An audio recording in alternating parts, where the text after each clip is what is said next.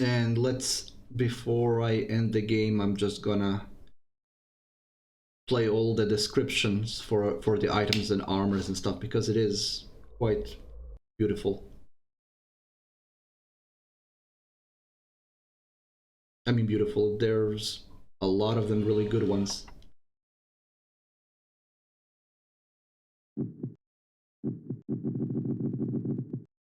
The Heart of Darkness.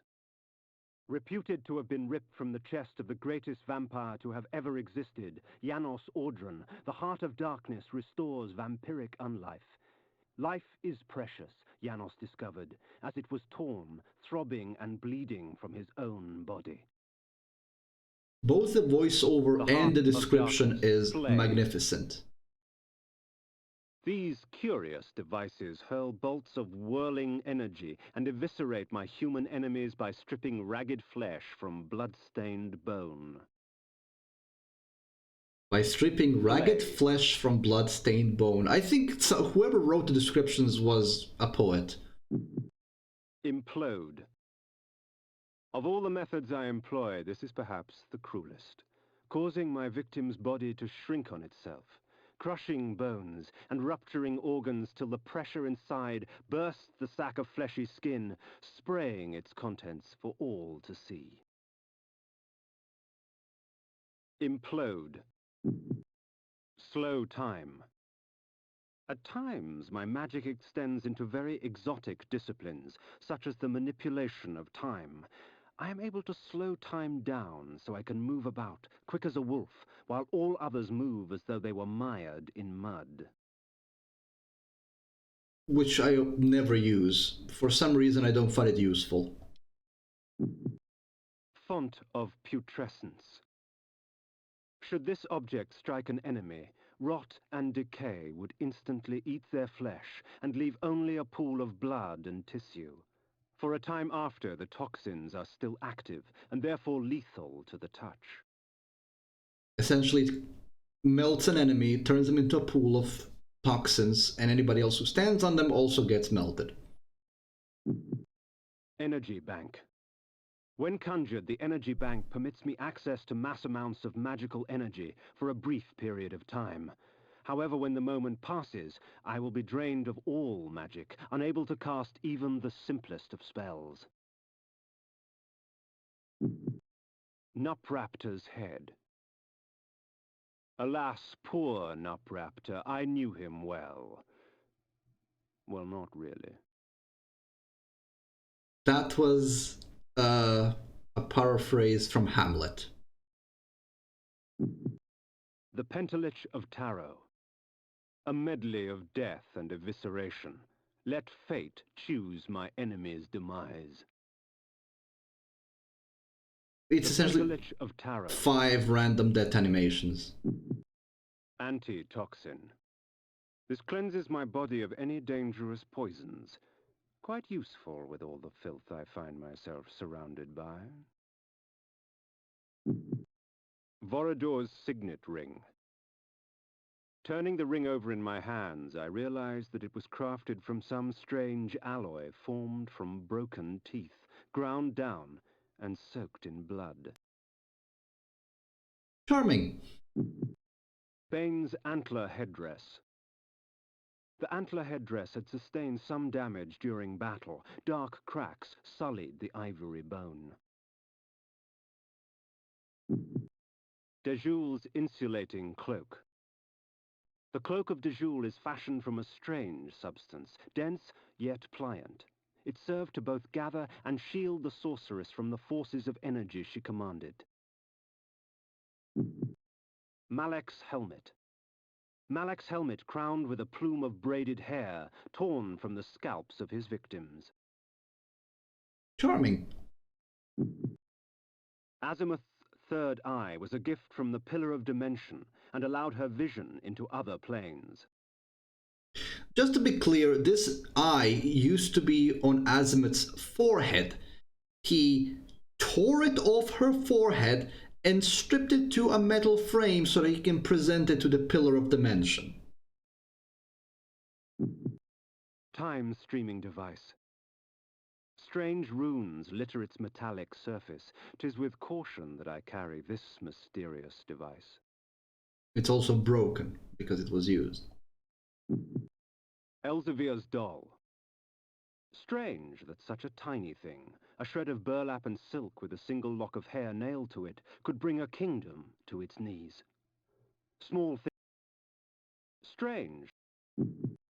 Mobius's hourglass. The hourglass of Mobius allowed him to sift through the sands of time, giving him dominion over past and future.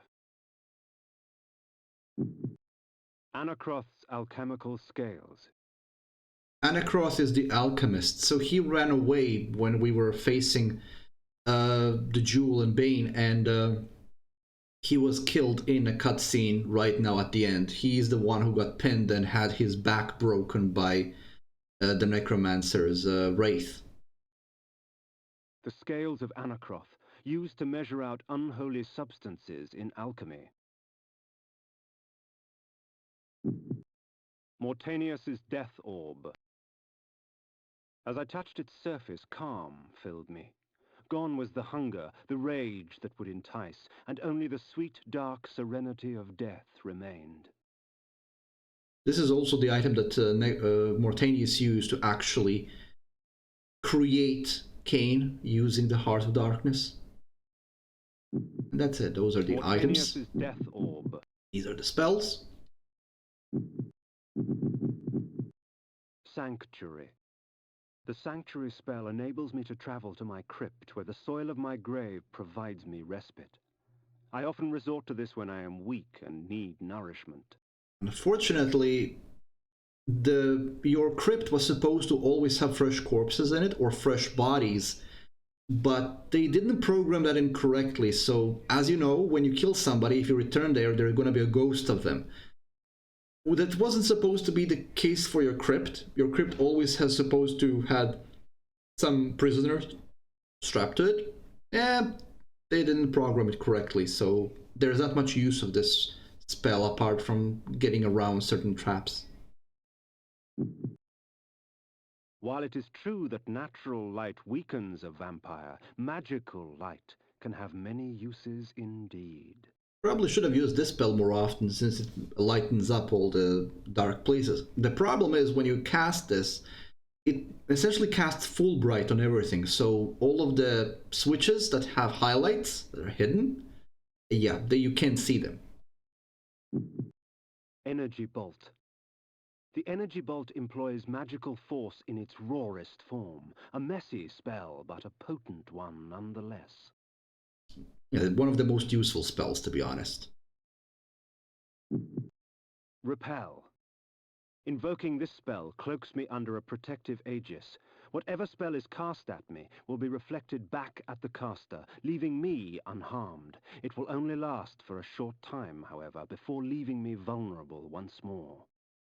And it works against all projectiles, both physical and magical. Stun. The human mind is a fragile thing. One minor shock properly timed can render them catatonic and ripe for feeding. True, but this spell uses too much magic to be worth it. For a human, just using the mace is better. Incapacitate. Through this magic I can stop my enemies in their tracks. Frozen in time, they can do nothing to hinder their own doom. Sometimes I draw out their fate, for the added fear sweetens their blood. This just stops their enemy movement for a brief... The reason why I never use it is because it's completely unnecessary. For a few enemies it gets useful. You want to use the magic with something offensive instead, like Energy Bolt at the very least. Blood Gout. This spell allows me to use blood from my own body as a weapon. When struck, my enemy's blood would flow from their bodies to fill me with life. 'Tis a risk, yet the rewards are a temptation. Yeah, and this is one of the spells I used often, because you can also drain blood from monsters with this. Yeah, it'll poison you, but you can clear poison with antitoxin.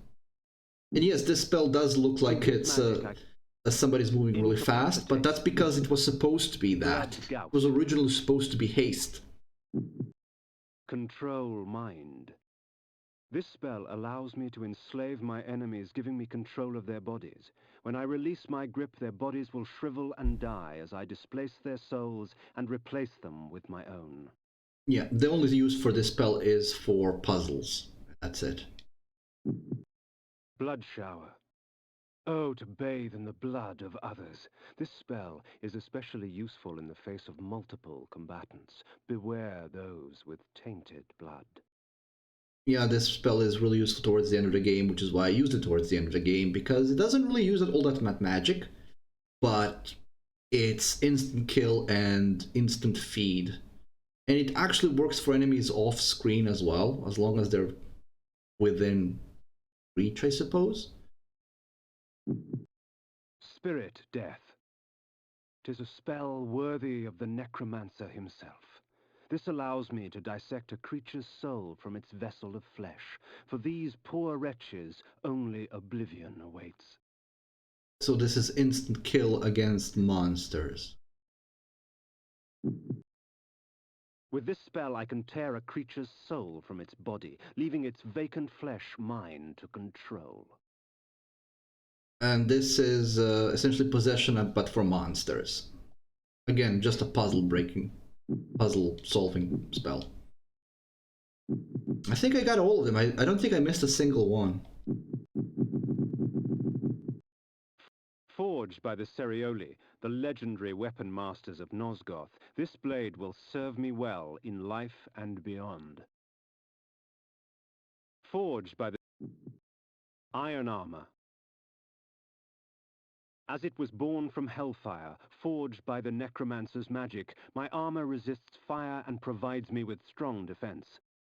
I'm gonna select things so that you can see them on the portrait. Iron armor.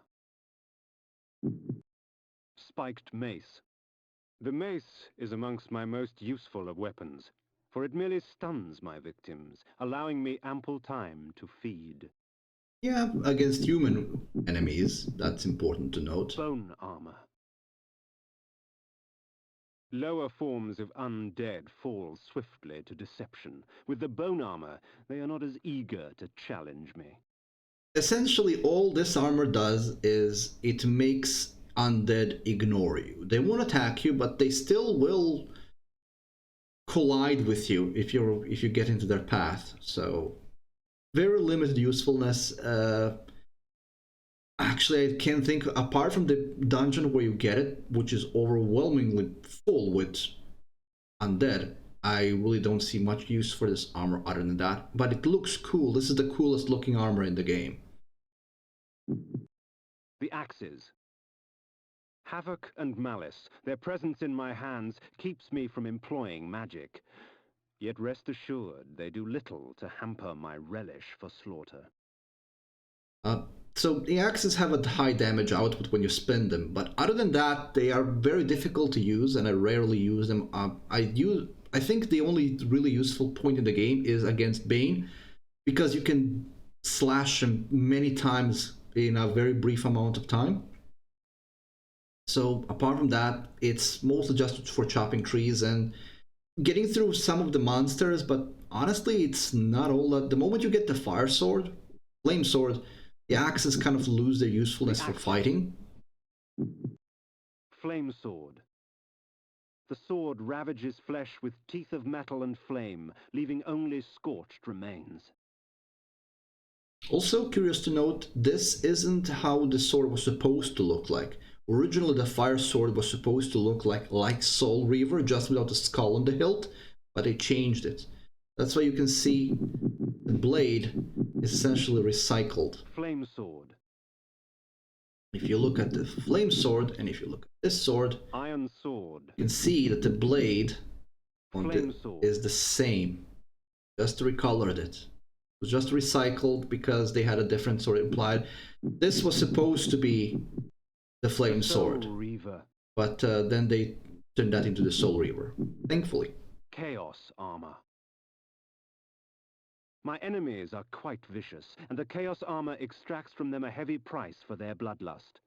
The blows are meant for me, but it is their bodies that carry the wounds. Hands down the most useful armor in the game. Before I thought that you actually only reflect half of the damage, but you actually reflect full 100% of the damage inflicted on you. This is extremely useful against human enemies, especially the ones that can deal a lot of damage, because they can pretty much stun themselves in a single blow. Flesh armor. How convenient. This armor, wrought with the blood of noblemen, drains the blood from my enemies for me, leaving me to focus on the slaughter at hand. Again, this armor looks pretty cool, but I don't think I ever used this armor outside of the dungeon I got it in. So what this armor does is essentially it auto feeds. So while you kill, you can kill enemies and they will still be drained of blood, and you don't have to feed manually. The armor will drain blood from them. Problem is, it will also do the same for monsters, which means that if you don't have enough antitoxin, you're going to be poisoned often. Not that useful, really. Looks cool. The Soul Reaver. Ah, the Soul Reaver. Time fades even legend, and the origin of Soul Reaver has been lost long ago. But its purpose remains, to feed on the souls of any creature it strikes. Kindred, this blade and I. Yeah, and we have the Wraith armor. This armor was spawned in the most impure of spirit forges, tempered from the seething agony of tortured souls. The metal exists only partially in the human realm, causing it to fade between tangible and ethereal states. So I was always thinking that this armor simply is useless during the daytime and the best armor in the game during the nighttime. But thanks to Vic here, it seems that it just splits damage between your health and your magic, which makes you quite resilient, but at the same time you lose magic. Still, for the higher damage dealers, you do want to use that. But if you're using the Soul Reaver at the same time, you're going to run out of magic pretty much immediately, even against weaker enemies. So Chaos Armor and Soul Reaver are probably the best combination in the game if you want to kill something very powerful very quickly. And yeah, Vic, I seriously doubt that a spiked fill ball would just stun enemies, but that's what it does. Anyway, those are all descriptions, and they are really awesome. The writers in this game really did an excellent job, and the voiceover for Kain is masterful. So this is the non-canon ending.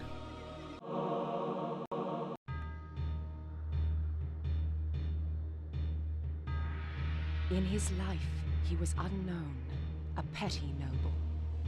In death, he was unknown. Yet by choosing oblivion, he restored balance to the land. Shades cast no shadows.